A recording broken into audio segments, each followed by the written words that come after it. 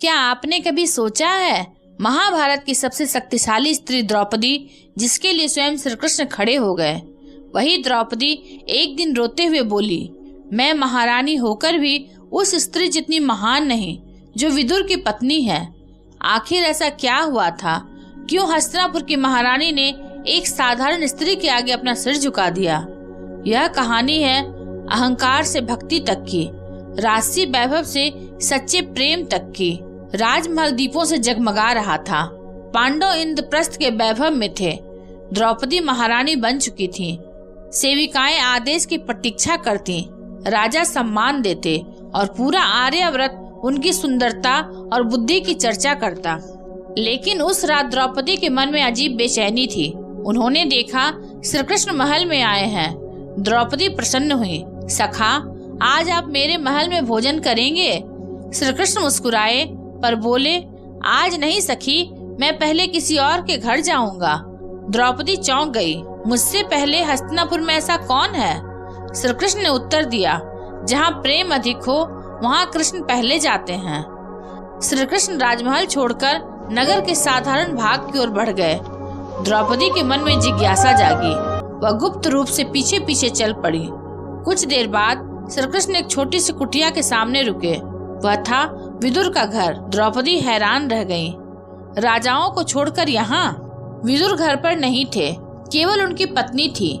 जैसे ही उन्होंने श्री कृष्ण को देखा, वह आनंद में खो गई। आंखों से आंसू बहने लगे। वह इतनी भाव विभोर हो गई कि उन्हें होश ही नहीं रहा। उन्होंने जल्दी जल्दी केले लाए, पर प्रेम में डूबी हुई वह छिलके श्री कृष्ण को खिलाने लगी और फल फेंकती जा रही थी। द्रौपदी यह देखकर स्तब्ध रह गई। यह कैसी मूर्खता! लेकिन श्री कृष्ण मुस्कुरा रहे थे और प्रेम से वही छिलके खा रहे थे। द्रौपदी के भीतर विचार उठा, मैंने तो सोने की थाल सजाई थी, सैकड़ों व्यंजन बनवाए थे, फिर भी कृष्ण पहले यहाँ आए। उनके मन में पहली बार तुलना जागी। राजसी अहंकार बहुत सूक्ष्म होता है। श्री कृष्ण ने अचानक कहा, द्रौपदी बाहर आ जाओ। द्रौपदी चौंक गई। वह समझ गई कृष्ण सब जानते थे। उन्होंने पूछा, सखा, आपने छिलके क्यों खाए? श्री कृष्ण बोले, क्योंकि यहाँ प्रेम था, वहाँ व्यवस्था थी। द्रौपदी मौन हो गई। श्री कृष्ण बोले, तुम मुझे राजा समझकर सेवा करती हो, यह मुझे अपना प्राण समझकर सेवा करती है। द्रौपदी के हृदय में कुछ टूट गया। जाते समय श्री कृष्ण ने धीमे स्वर में कहा, द्रौपदी, एक दिन ऐसा आएगा जब तुम्हें समझ आएगा कि सच्ची शक्ति राजमुकुट में नहीं, समर्पण में होती है। द्रौपदी ने पूछा, कब? श्री कृष्ण ने उत्तर दिया, जब तुम्हारा सब कुछ छिन जाएगा। और वही भविष्य था जिसकी ओर समय बढ़ रहा था। जिस दिन द्रौपदी का चीरहरण हुआ, पूरा हस्तिनापुर मौन था। राजा बैठे थे, योद्धा बैठे थे, पर धर्म खड़ा नहीं हुआ। उस दिन द्रौपदी को याद आई एक साधारण स्त्री, विदुर की पत्नी। द्रौपदी को सभा में खींचा गया। उनका गर्व, उनकी शक्ति, उनकी पहचान सब टूट रहा था। उन्होंने सबको पुकारा, कोई नहीं उठा। अंत में उन्होंने आंखें बंद की। हे कृष्ण! और चमत्कार हुआ। अपमान के बाद द्रौपदी रो रही थी। तभी विदुर की पत्नी उनसे मिलने आई। कोई राजसी वस्त्र नहीं, कोई आभूषण नहीं, सिर्फ करुणा। उन्होंने द्रौपदी का सिर अपनी गोद में रखा। द्रौपदी बोली, मैं महारानी होकर भी असहाय थी। विदुर पत्नी मुस्कुराई, क्योंकि तुमने सहारा बाहर खोजा, मैंने हमेशा भीतर खोजा। उन्होंने कहा, जिस दिन तुम सब कुछ छोड़कर केवल कृष्ण को पकड़ लोगी, उसी दिन तुम अजेय हो जाओगी। द्रौपदी की आंखों में आंसू आ गए। उन्हें केले के छिलकों वाली घटना याद आई। अब वह समझ गई। द्रौपदी बोली, आज समझी तुम मुझसे महान क्यों हो। तभी पीछे से आवाज आई, क्योंकि जिसने प्रेम जीत लिया उसने मुझे जीत लिया। श्री कृष्ण खड़े थे। उन्होंने कहा, राज्य जीतना कठिन नहीं, अहंकार जीतना कठिन है। उस दिन द्रौपदी ने स्वीकार किया, मैं महारानी हूँ, पर विदुर की पत्नी भक्तों की रानी है। और उसी क्षण द्रौपदी का जन्म दूसरी बार हुआ, एक रानी से एक साधिका के रूप में। महाभारत युद्ध समाप्त हो चुका था। कौरवों का अंत हो गया। पांडव विजयी हो गए। द्रौपदी फिर से महारानी बन गई। लेकिन एक रात द्रौपदी अचानक रो पड़ी, क्योंकि अब उन्हें समझ आ रहा था जीतने के बाद भी मन खाली क्यों है? और उसी रात उन्हें याद आई विदुर की पत्नी। महल फिर से सज गया था, सोने के स्तंभ, राजसी संगीत, सेवकों की भीड़, लेकिन द्रौपदी के भीतर शांति नहीं थी। उन्होंने कृष्ण से पूछा, सखा, सब कुछ मिल गया, फिर भी मन शांत क्यों नहीं? श्री कृष्ण मुस्कुराए और बोले, क्योंकि तुम अभी भी पाने में लगी हो, देने में नहीं। श्री कृष्ण ने कहा, चलो किसी से मिलते हैं। द्रौपदी उनके साथ नगर के उसी पुराने भाग में पहुंची। वही छोटी कुटिया, विदुर का घर, पर इस बार दृश्य अलग था। कुटिया लगभग खाली थी। विदुर और उनकी पत्नी साधारण जीवन जी रहे थे। राज्य बदल गया था, पर उनका जीवन नहीं बदला।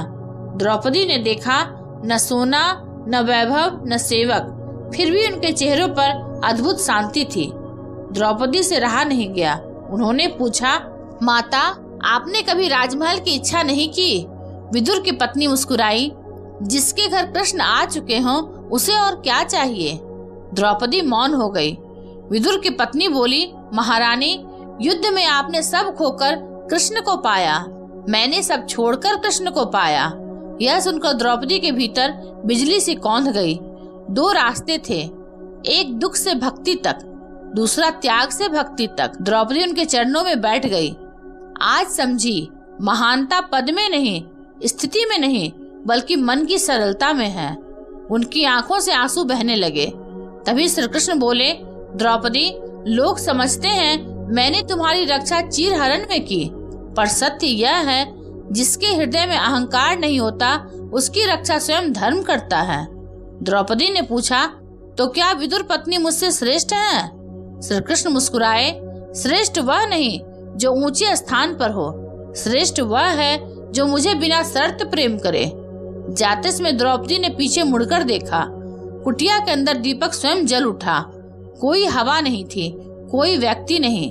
श्री कृष्ण धीरे से बोले, जहाँ सच्ची भक्ति होती है वहाँ मैं हमेशा रहता हूँ, चाहे लोग मुझे देखें या नहीं।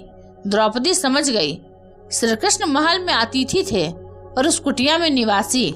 उस दिन हस्तिनापुर की महारानी ने घोषणा नहीं की, पर अपने मन में स्वीकार किया, राज सिंहासन मुझे मिला है, पर भगवान का हृदय विदुर की पत्नी को। और यही महाभारत का छुपा हुआ सत्य बन गया। महाभारत समाप्त हो चुका था, राज्य पांडवों के पास था, धर्म की विजय हो चुकी थी, लेकिन एक प्रश्न अब भी जीवित था, क्या सच में धर्म जीत गया था या केवल युद्ध समाप्त हुआ था? और इसी प्रश्न का उत्तर देने के लिए श्री कृष्ण ने द्रौपदी को अंतिम बार बुलाया। रात शांत थी, गंगा का जल चांदनी में चमक रहा था। श्री कृष्ण अकेले बैठे थे। द्रौपदी उनके पास पहुंची। उन्होंने देखा, आज श्री कृष्ण के चेहरे पर वही मुस्कान थी, पर आंखों में गहरी विरक्ति। द्रौपदी समझ गई, कुछ विशेष होने वाला है। सखा, युद्ध समाप्त हो गया, पर मन में शांति क्यों नहीं? श्री कृष्ण बोले, क्योंकि युद्ध बाहर नहीं, मन के भीतर समाप्त होता है। द्रौपदी चुप रही, फिर बोली, मैंने शक्ति देखी, अहंकार टूटते देखा, भक्ति सीखी, लेकिन एक बात अब भी समझ नहीं आई, क्या आप विदुर की पत्नी से इतने प्रसन्न क्यों थे? श्री कृष्ण मुस्कुराए, क्योंकि उसने मुझे भगवान नहीं समझा। द्रौपदी चौंकी, तो उसने मुझे अपना माना।